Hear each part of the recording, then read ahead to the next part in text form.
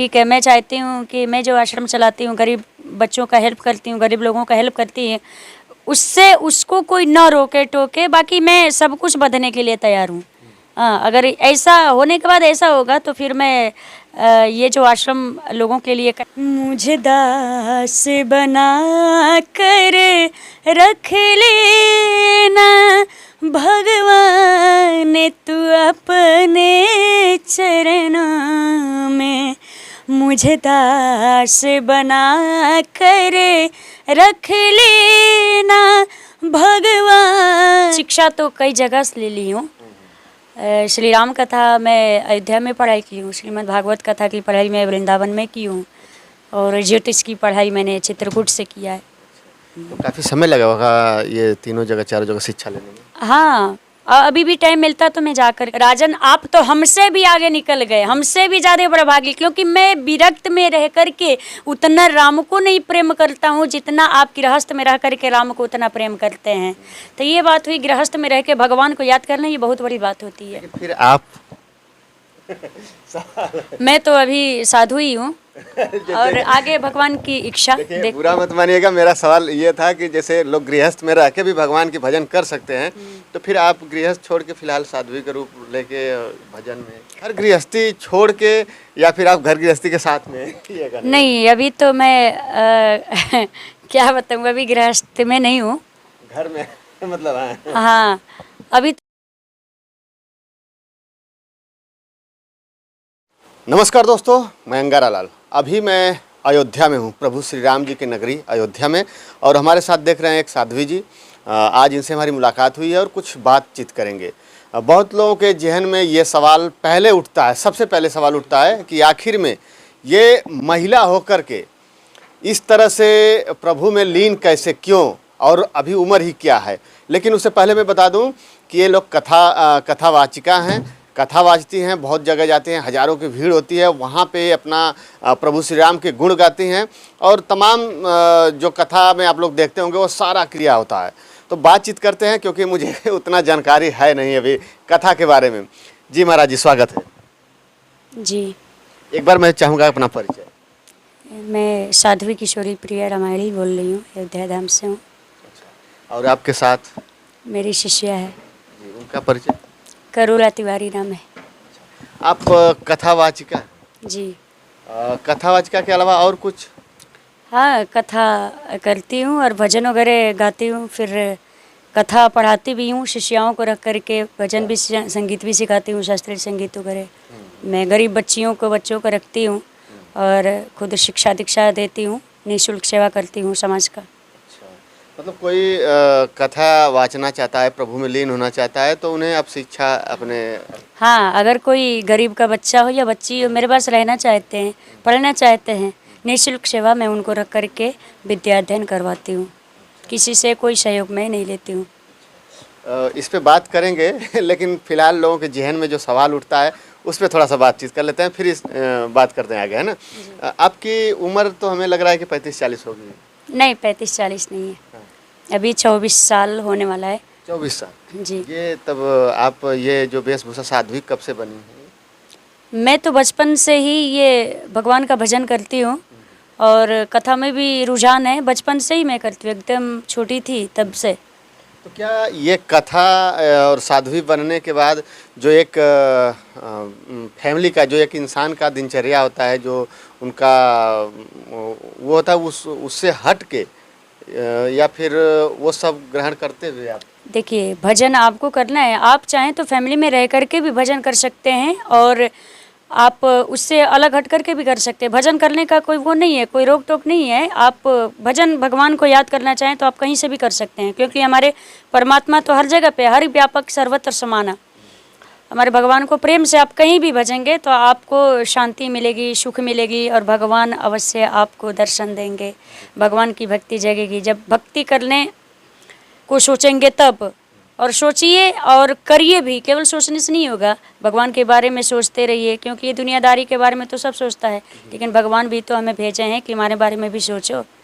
इसलिए जैसे हम विद्यालय में पढ़ते हैं तो हमको स्कूल जितने टाइम जाते हैं पढ़ाया जाता है विद्यालय में, और आने के बाद होमवर्क देते हैं ना टीचर लोग, वैसे ही भगवान हमको भेजे वहाँ से, वो तो जीवन दे करके, लेकिन उन्होंने होमवर्क दे दिया है कि खाली टाइम रहेगा तो आप होमवर्क करिएगा, लेकिन यहाँ कहाँ लोग आकर के मोह माया में फंस जाते हैं। लेकिन फिर भी तो घर गृहस्थी छोड़ के अब तो इस जो आपका वेशभूषा है या फिर जिस रूप में आप कथा वाचती हैं, और भक्ति में जब तक ये वेशभूषा ना हो तब तक भक्ति में कोई लीन नहीं हो पाता है, तो घर गृहस्थी छोड़ के या फिर आप घर गृहस्थी के साथ में ये करना? नहीं, अभी तो मैं क्या बताऊँ, अभी गृहस्थ में नहीं हूँ, घर में मतलब है। हाँ अभी तो मेरा खुद का आश्रम है, मैंने बनवा रखा है। हाँ, अपने आश्रम चलाती हूँ, आश्रम में बच्चों को रखती हूँ, पढ़ाती हूँ, शिक्षक दीक्षा देती हूँ और कथा करती हूँ, बस समाज सेवा करती हूँ। और लेकिन ये आप जो बताई हैं कि नहीं घर गृहस्थी में रह के भी भगवान के भजन किया जा सकता है। देखिए, गृहस्थ से बढ़ करके तो कोई साधु ही नहीं है। आप देखिए, जितना विरक्त भगवान का भजन करेगा और जो गृहस्थ करेगा, विरक्त होने के बाद भी भगवान का भजन करेगा। और देखिए, क्या जब महामुनि विश्वामित्र जी चक्रवर्ती सम्राट महाराज दशरथ जी के पास गए हुए थे राम लक्ष्मण को मांगने, जब वो बोले कि अनुज समेत देहु रघुनाथा, तो उन्होंने साफ शब्दों में मना कर दिया कि नहीं प्रभु, विप्र वचन नहीं कहे वो बिचारी, आपने मुझसे मांगा तो, लेकिन आपने विचार करके नहीं मांगा, मुझे अपने राम को देते नहीं बनता, मैं अपने राम को नहीं दूंगा। पहले तो उन्होंने कहा गुरुदेव मैं क्षण मात्र विलंब नहीं करूंगा, आपको तुरंत दूंगा, आने का कारण बताइए। जब उन्होंने मांगा अनुज समेत देहु रघुनाथा, तो उन्होंने कहा मैं अपने राम को कदापि नहीं दूंगा। क्यों? वहाँ पे यदि हम और आप किसी से आस लगा के चाहे सामान मांगे या कोई मना कर देगा तो हमको क्रोध आएगा, कहे कि मांगो मांगो, जब मांगे तो क्रोध आएगा, मना कर। लेकिन वहाँ विश्वामित्र जी क्रोध नहीं किए। क्यों? उन्होंने कहा वाह राजन, आप तो हमसे भी आगे निकल गए, हमसे भी ज़्यादा प्रभागी, क्योंकि मैं विरक्त में रह करके उतना राम को नहीं प्रेम करता हूँ जितना आप गृहस्थ में रह करके राम को उतना प्रेम करते हैं। तो ये बात हुई, गृहस्थ में रह के भगवान को याद करना ये बहुत बड़ी बात होती है। फिर आप मैं तो अभी साधु ही हूँ और आगे भगवान की इच्छा। बुरा मत मानिएगा, मेरा सवाल ये था कि जैसे लोग गृहस्थ में रह के भी भगवान की भजन कर सकते हैं, तो फिर आप गृहस्थ छोड़ के फिलहाल साध्वी का रूप लेके भजन में? नहीं, अभी तो मैं तो साध्वी ही हूँ, अभी तो मेरा वेशभूषा ही है ऐसे शुरू से ही। हाँ। अच्छा, ये मैं थोड़ा ये जानना चाहूँगा, जब आप इस भजन लाइन में आप निकली होंगी घर से, तो सबसे पहले देखिए लड़कों को तो थोड़ा छूट मिलती है लड़कों को जाने के लिए, लेकिन लड़कियों के लिए बहुत ज़्यादा मतलब दबाव होता है। तो आप परिवार से निकल के जब आई होंगी तो घर परिवार और आसपास के लोग और रिश्तेदार भी तो इस पे बहुत कुछ टिप्पणी की होंगे। देखिए, जब हाथी चलती है तो कुत्ते हजार भौंकते हैं, और लेकिन वो किसी को पीछे मुड़ करके देखता नहीं, वो सीधे चला जाता है। जब हम आगे कोई कदम उठाते हैं तो हजारों लोग उल्टा सीधा कहते हैं, जब अपने लक्ष्य को प्राप्त कर लेता है तो वही सबसे पहले आएंगे आपका सम्मान करने। ध्रुव जी के साथ क्या हुआ था, जो मौसी उनकी घर से निकाल दी थी, जो पिता निकाल दिए थे, जब वो तपस्या करने के बाद आए तो सबसे पहले उनकी जो मौसी निकाली हुई थी वही गई उनको सम्मान करने के लिए। अभी आपके माता पिता से तो फिर घर तो जाती होंगी ना अपने? हाँ, घर जाती हूँ। तो अब तो सम्मान वहाँ कुछ और होगा, पहले तो शुरुआत में निकली होंगे तो बहुत कुछ बोले होंगे लोग, लेकिन अब जो है समझ गए हो कि नहीं हाँ इन्होंने बहुत सही रास्ता। जी नहीं, मैं किसी की बातों पे ध्यान नहीं देती और सभी सम्मान बहुत करते हैं। मेरे गांव के क्षेत्र के जितने भी लोग हैं बहुत सम्मान, शायद बहुत ज़्यादा सम्मान करते हैं मुझे हर जगह। आपको टीवी पे भी देखा जाता है, आपकी कथा रोज आती है या फिर जैसे जैसे कथा लगती है उस हिसाब से आपका कथा लाइव चलता है, बहुत काफ़ी भीड़ भी होती है, बहुत लोग पसंद करते हैं और तमाम लोग कथा सुनते हैं, उसके बाद भी जो है ऐसी ऐसी घटनाएं घट जाती हैं जो लगता है कि आपकी जो कथा है उसका असर बहुत कम पड़ जाता है उन लोगों के माइंड में। नहीं, ऐसा नहीं है। जो कथा सुनेंगे उनको असर पड़ेगा, जो कथा सुनेंगे नहीं, जो सत्संग में बैठेंगे नहीं, भजन में बैठेंगे नहीं, उनको जब भगवान से प्रेम ही नहीं होगा। ये दुनियादारी, ये देखिए, ये भगवान की जो कथा है ना विकार रहित कथा होती है, और जो जगदीश और जगत की कथा में क्या अंतर है? जगदीश की कथा विकार रहित होती है और जगत की कथा विकार सहित। जगत की कथाओं में व्यथाओं में लोग पड़ा रहता है, भगवान की कथा सुनता है तो भाई वो उसको कुछ ज्ञान होता है, भगवान के प्रति प्रेम होता है, भक्ति बढ़ता है, तब जा कर के भाई उसका उद्धार होता है। दुनियादारी में फंसे रहेंगे, ये समाज तो सदा ही खुला रहता है, हमको क्या देखना है, क्या नहीं देखना है, क्या सुनना है, क्या नहीं सुनना है, ये हमको खुद ही तय करना पड़ेगा। ये सारा समाज खुला पड़ा है। डस्ट बेटरा लेके, कचरा का थैला लेके घूम रहे कि केगर दिमाग डस्ट बेटरा बनाए कि उझेलते। तो इसको हमको और आपको खुद ही तय करना होगा। तो आप मैम आप महाराज जी, आप कहाँ शिक्षा ली है? हम तो अयोध्या में ही लिए हैं। यहीं से? हाँ, मैं शिक्षा तो कई जगह से ले ली हूँ। श्री राम कथा मैं अयोध्या में पढ़ाई की हूँ। श्रीमद् भागवत कथा की पढ़ाई मैं वृंदावन में की हूँ। और ज्योतिष की पढ़ाई मैंने चित्रकूट से किया है। तो काफ़ी समय लगा होगा ये तीनों जगह, चारों जगह शिक्षा लेने में? हाँ, अभी भी टाइम मिलता तो मैं जा कर के अध्ययन करती रहती हूँ।